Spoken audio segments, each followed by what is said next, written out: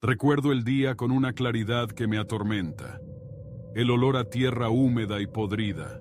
El chirrido metálico de las cadenas oxidadas que sujetaban el ataúd. Nunca olvidaré el momento en que rompimos el sello de aquella urna de arcilla, desatando un hedor nauseabundo que parecía emanar del mismísimo infierno.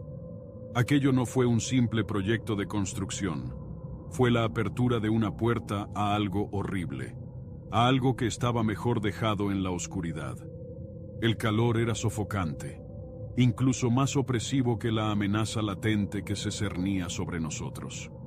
El sol caía a plomo sobre el cementerio, y el polvo se levantaba con cada golpe de pico y pala.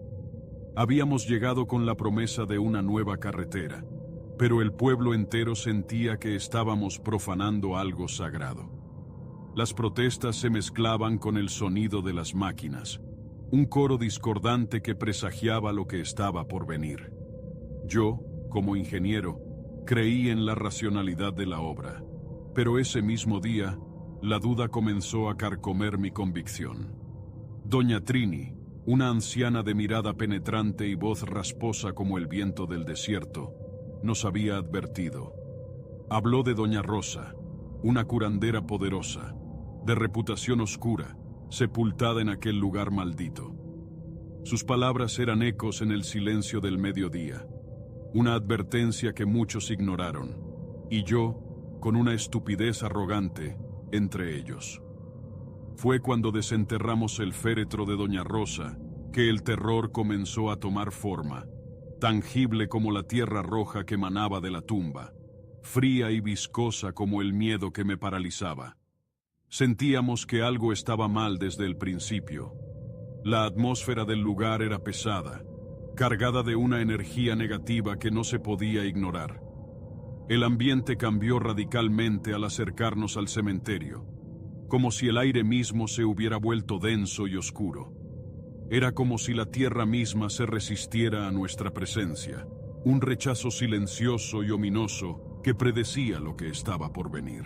Pero la orden era clara, y nosotros, en nuestra ignorancia, proseguimos con el trabajo, sordos a las señales que la naturaleza nos enviaba. El descontento del pueblo era palpable, una corriente subterránea de miedo que se manifestaba en susurros y protestas cada vez más fuertes. Al principio, fueron quejas aisladas, murmullos a media voz, pero con cada día que pasaba, la oposición crecía. Ya no eran solo susurros, sino gritos de angustia y rabia que rompían el silencio de la tarde. Las mujeres se reunían en grupos, sus rostros marcados por una profunda preocupación, mientras que los hombres, con rostros severos y sombríos, se acercaban a la obra con evidente hostilidad. Sentíamos la mirada de todos ellos, el peso de su malestar, como una losa que se posaba sobre nuestras espaldas. Recuerdo una noche, en especial, donde la tensión era tan densa que se podía cortar con un cuchillo. La luna estaba oculta tras una capa de nubes negras, y la oscuridad se había vuelto una entidad palpable que parecía envolvernos, asfixiándonos. Oímos lamentos y gemidos que flotaban en el aire, sonidos que no podían ser atribuidos a ninguna causa natural, sonidos que nos helaron hasta los huesos. El miedo, por primera vez, se deslizó en mi corazón, frío y lento como el goteo de agua en una caverna oscura. El proyecto comenzó a asemejarse a una maldición, a una profecía oscura que se desarrollaba ante nuestros ojos. Su advertencia fue tan directa como un rayo. No hubo rodeos, ni preámbulos. Simplemente nos dijo que estábamos cometiendo un error terrible, que desenterrar a Doña Rosa sería abrir las puertas del infierno. Recordamos que muchos en el pueblo habían mencionado historias sobre Doña Rosa, no precisamente como una sanadora, sino como una bruja poderosa, con dotes tanto para el bien como para el mal. Hablaban en susurros de conjuros y maldiciones, de rituales nocturnos y sacrificios. Hasta entonces habíamos ignorado esos relatos, Pero las palabras de doña Trini resonaban en nuestros oídos, profundas y ominosas. Doña Trini apareció un día como un espectro, su figura encorvada apenas visible entre las sombras de los cipreses.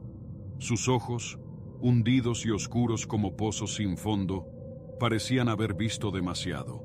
Hablaba poco, pero cada palabra que salía de sus labios era una piedra fría que caía sobre nuestros corazones. Mencionó a doña Rosa, una curandera que, según decía, poseía un poder terrible, un poder oscuro que se extendía más allá de la vida y la muerte. La descripción que hizo de ella era escalofriante, una mezcla de fascinación y repulsión que dejó una profunda sensación de inquietud entre nosotros. El tono de doña Trini era grave, solemne, imbuido de un conocimiento profundo y aterrador. No era una simple anciana supersticiosa, sino alguien que parecía poseer una comprensión innata del peligro que se avecinaba.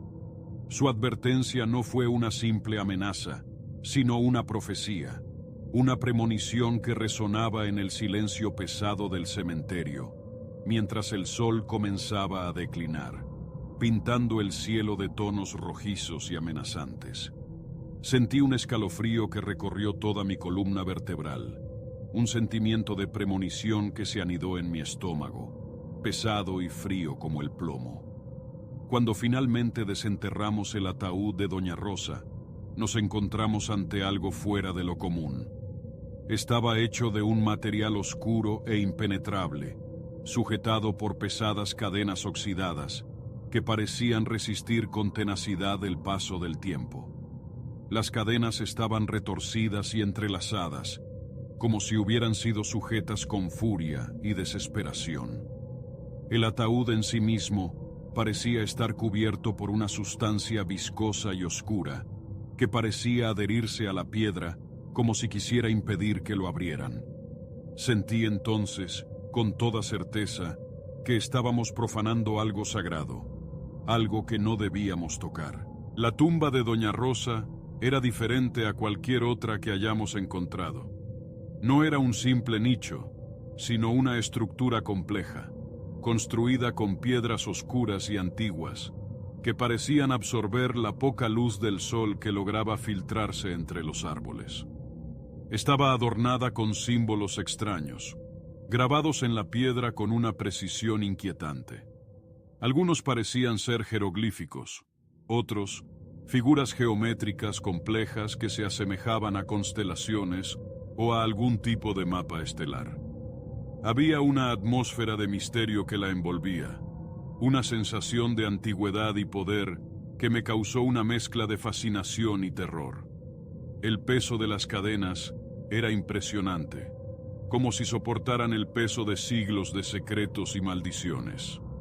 Requirió de un esfuerzo considerable por parte de todo el equipo romperlas, y cuando finalmente lo logramos, el sonido metálico del metal desgarrándose resonó en el silencio sepulcral del cementerio. Era como si el propio lugar protestara, como si la tierra misma se negara a revelar sus secretos.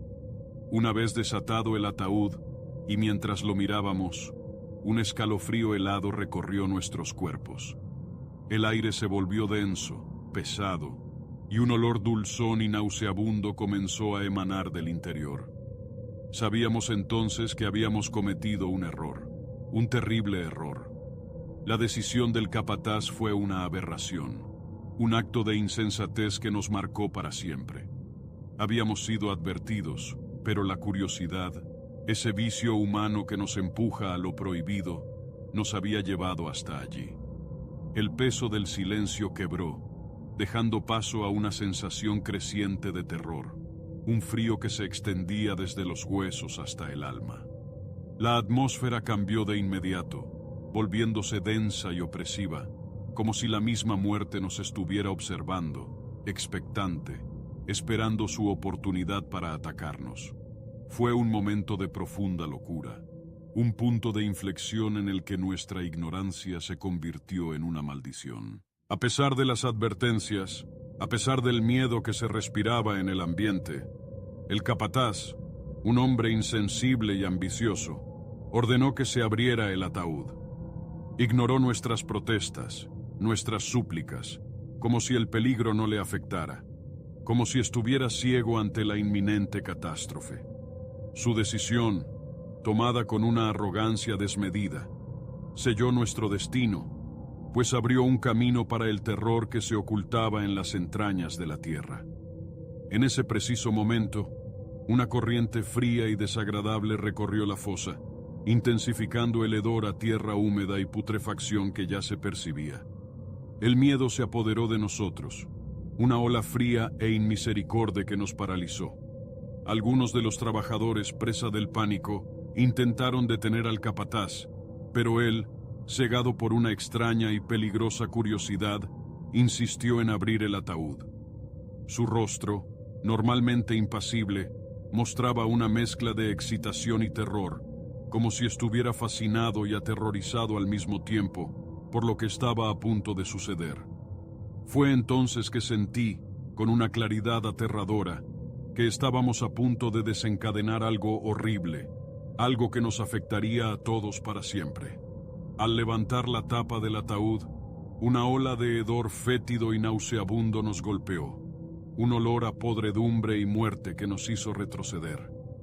Pero lo que vimos allí dentro no fue el cadáver de Doña Rosa, sino una urna sellada, misteriosa y antigua. Era una vasija de arcilla oscura, con extraños símbolos grabados en su superficie, que parecía estar sellada herméticamente con una sustancia negra y viscosa. Emitía un ligero zumbido, un sonido casi inaudible, pero que provocaba una profunda sensación de inquietud. Parecía contener algo antiguo, algo horrible, algo que no pertenecía a este mundo. La curiosidad, una vez más, superó al miedo. El capataz, aún más obcecado que antes, ordenó que se abriera la urna. Nadie protestó. Estábamos demasiado hipnotizados por el misterio, demasiado cegados por la posibilidad de descubrir algo terrible y extraordinario para oponer resistencia.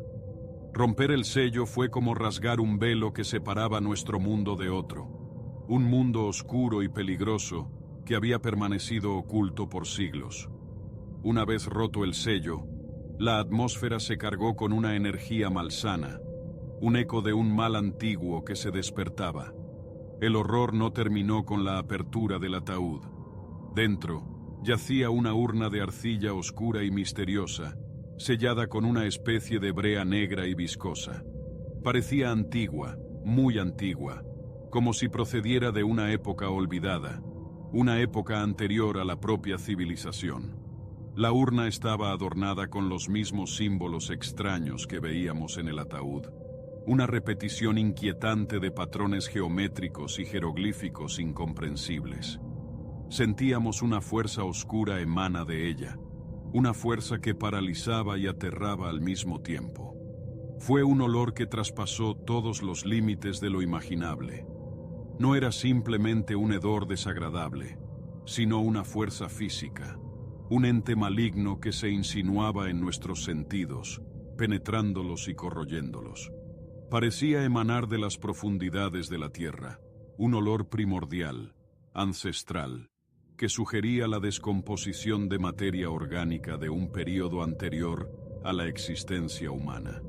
Era como si se abrieran las mismas puertas del infierno, liberando un torrente de pestilencia primordial que llenaba el aire y nos causaba una profunda sensación de asco y terror.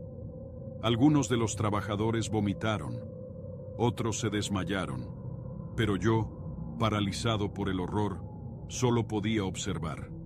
Al romper el sello de la urna, una ola de nauseabunda pestilencia nos inundó, un hedor tan intenso que nos hizo retroceder tambaleándonos. Era un olor pútrido, fétido, repugnante, un olor a carne en descomposición, a materia orgánica en putrefacción, a algo tan antiguo y horrible que parecía provenir de un tiempo anterior al tiempo mismo. Nos invadió la garganta, quemando nuestros pulmones y provocando náuseas incontrolables. Era un hedor que no se podía describir con palabras, Un olor que se grababa en la memoria como un tatuaje infernal, indeleble e imperecedero. El hedor fue inmediato, abrumador, algo que traspasaba la mera sensación olfativa para convertirse en una experiencia física. Una entidad que nos envolvía, nos penetraba, nos asfixiaba. Era un olor a podredumbre profunda, a muerte en estado puro, un olor que parecía emanar de las mismas entrañas de la tierra, como si el mismísimo infierno se hubiera abierto bajo nuestros pies. No era un simple olor desagradable, era una fuerza oscura, una emanación física del mal que nos paralizaba de terror, que nos dejaba sin aliento. La tierra tembló bajo nuestros pies, una sacudida violenta que nos hizo perder el equilibrio. No fue un simple terremoto, sino una vibración profunda, visceral, que parecía provenir de las mismas entrañas del planeta. El movimiento era lento al principio, como el latido de un corazón monstruoso, pero fue creciendo en intensidad hasta convertirse en un terremoto furioso que sacudía el suelo con violencia. Los árboles se inclinaban y se doblaban, como si quisieran arrancarse de raíz, y la tierra se abría en grietas profundas y amenazantes. Sentíamos el miedo, frío y denso, como una losa que nos aplastaba el pecho. El suelo comenzó a temblar, una vibración sutil al principio, que fue aumentando gradualmente en intensidad hasta convertirse en una sacudida violenta que nos hizo perder el equilibrio. Las máquinas se tambalearon, los árboles se retorcieron como si estuvieran vivos, agitando sus ramas como brazos desesperados. Era una danza macabra, un ballet de destrucción que nos dejó paralizados de terror. Sentíamos la furia de la tierra, su rechazo a nuestra profanación, como una fuerza inmensa que trataba de expulsarnos de su seno. Un viento helado, gélido como el aliento de la muerte, barrió el paisaje desolado, llevando consigo el hedor nauseabundo que emanaba de la urna. Era un viento cargado de energía negativa que parecía penetrar hasta nuestros huesos, helándonos hasta el alma. El cielo se oscureció. Las nubes se arremolinaron formando un torbellino amenazante, y un silencio sepulcral cayó sobre el lugar, interrumpido solo por el crujir de las ramas, los gemidos del viento y el temblor de la tierra. Era como si el mismo mundo se estuviera desmoronando a nuestro alrededor. La noche cayó sobre nosotros como una pesada manta, oscura y amenazante. Habíamos establecido un campamento improvisado, cansados y atemorizados, pero el descanso se nos negaba. En la oscuridad empezaron a aparecer extraños círculos luminosos, como ojos gigantes que nos observaban desde la distancia. Eran círculos brillantes, de un color verde amarillento, que brillaban con una intensidad inquietante. No había duda de que eran ojos, ojos que nos observaban desde la oscuridad, desde el más allá. Al principio, solo fueron unos pocos círculos luminosos, parpadeando en la oscuridad como luciérnagas gigantes. Los ignoramos, atribuyéndolos a alguna ilusión óptica, pero la aparición se hizo más frecuente, más insistente, más inquietante.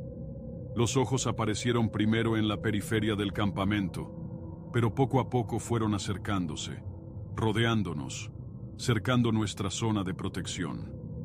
Eran como las pupilas de un monstruo invisible, gigantescas y amenazantes, que nos mantenían bajo su vigilancia constante.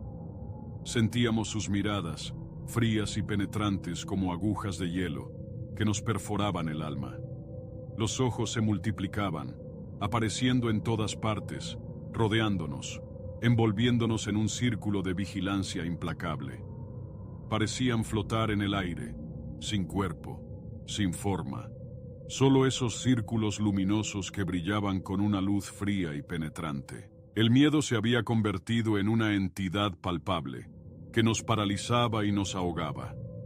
Algunos trabajadores, presa del pánico, comenzaron a gritar, otros se abrazaban temblando, esperando el fin, mientras los ojos seguían allí, observándonos, expectantes, implacables.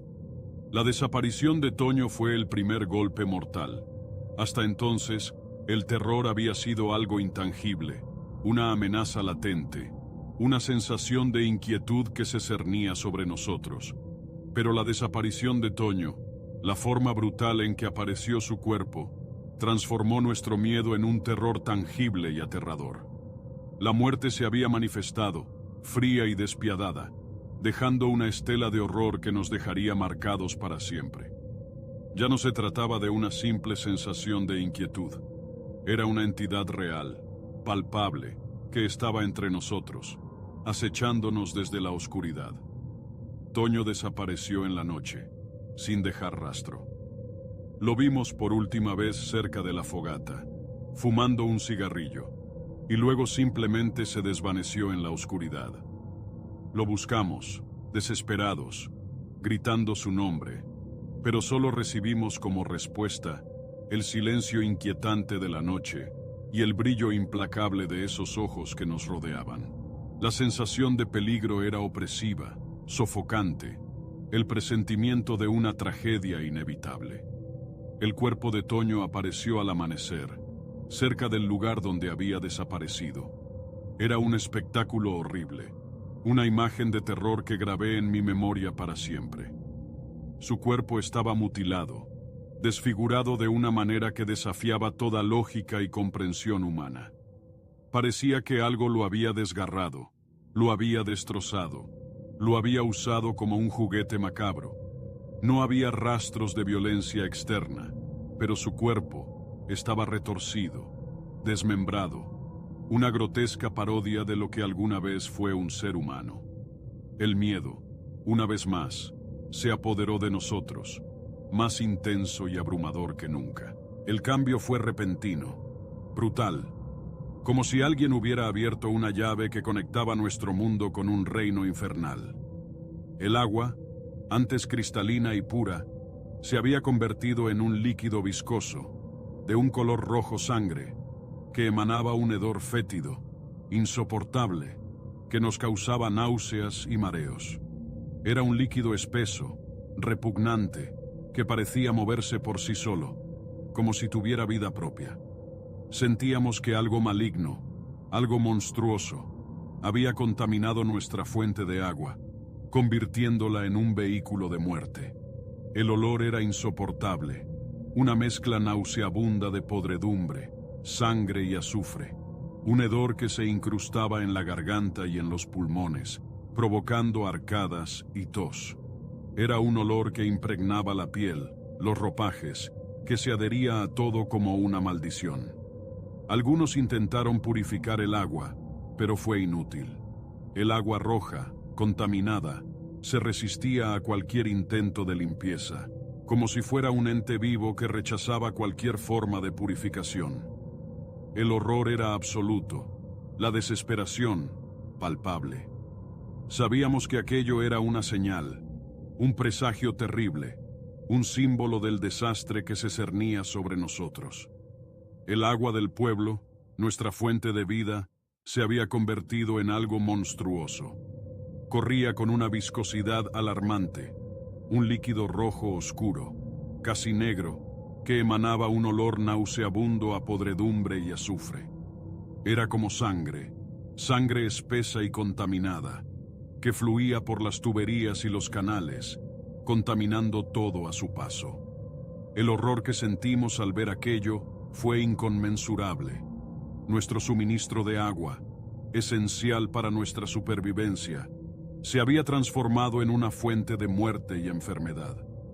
Una figura apareció entre las tumbas, vestida con una larga túnica de un color rojo sangre.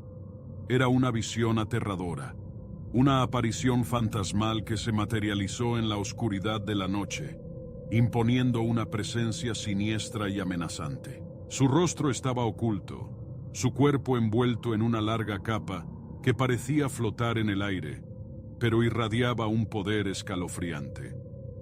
No hizo ningún movimiento brusco, ni ningún gesto amenazante. Sin embargo, su presencia se impuso en nuestros sentidos, transmitiendo una profunda sensación de miedo y desesperación. La figura apareció de repente, entre las tumbas, como si hubiera surgido de la misma tierra. Vestía una larga túnica de un rojo sangre intenso, que parecía absorber la poca luz que quedaba, creando una silueta inquietante y amenazadora. Su rostro estaba oculto bajo una capucha, pero podíamos sentir su presencia, su poder, una fuerza oscura y aterradora que nos paralizaba de terror. No era humana, eso lo sabíamos con certeza. Era algo diferente, algo antiguo y malvado. Empezó a hablar, o más bien, a emitir una serie de sonidos guturales, una lengua desconocida que no se parecía a ninguna que hubiéramos escuchado antes. Era una serie de sonidos ásperos y disonantes, una letanía de muerte que parecía resonar en lo más profundo de nuestra alma. No comprendimos sus palabras, pero sí su significado. Una advertencia, una amenaza, un presagio de destrucción y muerte. El sonido era escalofriante, una manifestación física del mal que se hacía presente, que nos rodeaba, que nos penetraba hasta los huesos. Sentí entonces que la muerte estaba cerca, muy cerca, y que no había escapatoria posible. Manos invisibles, frías y poderosas, comenzaron a arrastrar a los trabajadores hacia el interior de la tierra. No los veíamos, pero sentíamos su presencia, su fuerza irresistible, que nos arrastraba hacia la oscuridad. Eran como tentáculos que se extendían desde las profundidades, buscando nuevas víctimas. Algunos lucharon, pero fue en vano. Eran absorbidos por la tierra, desapareciendo sin dejar rastro, como si nunca hubieran existido. Gritos desgarradores, sobrenaturales, rompieron el silencio de la noche. Eran gritos de terror, de desesperación, de muerte, que resonaban en el aire, penetrando hasta lo más profundo de nuestros huesos. Eran sonidos que no pertenecían a este mundo, sonidos que nos helaban la sangre, que nos dejaban paralizados de miedo. El suelo temblaba con violencia, como si la tierra misma estuviera viva, retorciéndose, revolviéndose en un frenesí infernal. Era un espectáculo de horror indescriptible, una visión apocalíptica que nos marcó para siempre. El terror se hizo físico, tangible, como si el mismo infierno se hubiera abierto bajo nuestros pies. Unos gemidos desgarradores, sobrenaturales, rompieron el silencio de la noche, seguidos por gritos de horror y desesperación. Vimos a nuestros compañeros ser arrastrados hacia la tierra, como si manos invisibles los jalaran hacia el abismo. No había resistencia posible. Eran absorbidos por la tierra, desapareciendo en el vacío, dejando solo un vacío profundo y un silencio aterrador. El suelo temblaba con violencia, mientras que la tierra misma parecía respirar, absorbiendo a sus víctimas en sus entrañas. Los supervivientes quedamos marcados para siempre, no solo por las heridas físicas que habíamos sufrido, sino por las profundas heridas psicológicas que nos había dejado aquella experiencia. El sueño, ese refugio que nos permitía escapar de la realidad, se convirtió en una nueva fuente de terror. Nuestras noches se volvieron una sucesión de pesadillas, una tortura incesante que nos mantenía en un estado permanente de ansiedad y miedo. Ya no podíamos descansar, ni encontrar paz en el sueño. El terror nos perseguía incluso en los momentos de inconsciencia. Las pesadillas comenzaron a atormentarnos apenas unos días después. Eran imágenes vívidas, recurrentes, que se repetían noche tras noche, imágenes que nos mantenían en un estado perpetuo de terror. Veíamos a Toño, a nuestros compañeros, arrastrados hacia la tierra, sus rostros deformados por el dolor y el terror. Oíamos sus gritos, sus súplicas, sus lamentos, que resonaban en la oscuridad de nuestros sueños. Pero no solo veíamos a los muertos, también aparecían en nuestros sueños figuras siniestras, mujeres envueltas en sombras, susurrando amenazas en una lengua desconocida que nos helaba hasta el alma. Sus voces eran como el susurro del viento entre los cipreses, pero sus palabras, aunque incomprensibles, eran profundamente amenazantes, imbuidas de una maldad escalofriante. Estas visiones, mezcladas con los espantosos recuerdos de lo vivido, nos sumieron en una espiral de locura y desesperación, un ciclo sin fin de terror del que no podíamos escapar. La historia termina sin una conclusión definitiva, sin un cierre tranquilizador. Queda el silencio, el vacío y la inquietante sensación de que algo oscuro y terrible perdura aún. No hubo justicia divina, ni castigo sobrenatural, solo la fría y dura realidad de que algunas cosas son mejor dejarlas intactas. La tierra, en su inmensa sabiduría, se encargó de reclamar lo que le pertenecía, sepultando a los responsables de la profanación y perpetuando el misterio hasta el fin de los tiempos. No hay respuestas, solo un silencio aterrador y la certeza de que algunos secretos es mejor dejarlos dormidos para siempre. Lo que sucedió en aquel cementerio sigue siendo una pesadilla, un recuerdo imborrable que me persigue incluso hoy en día. No hubo justicia, ni explicación, ni consuelo, solo el silencio ominoso del lugar y la persistente sensación de que algo maligno sigue acechando en la oscuridad. Algunos de los supervivientes abandonaron el pueblo, huyendo de la sombra de la muerte, pero yo permanezco aquí, marcado para siempre por el horror, contemplando la tierra roja y recordando la lección que nos enseñó. Algunos muertos es mejor que permanezcan en paz. La verdad, la terrible verdad, es que algunas cosas es mejor dejarlas en paz. La tierra reclama lo que es suyo, y los muertos, cuando son molestados, se niegan a descansar. No hay explicaciones lógicas para lo que sucedió, solo la oscura certeza de que habíamos cometido un error terrible, un error que pagamos con un precio demasiado alto. La tierra, implacable e implacable, nos enseñó una lección que jamás olvidaremos. Hay puertas que es mejor no abrir. Hay secretos que es mejor no desenterrar.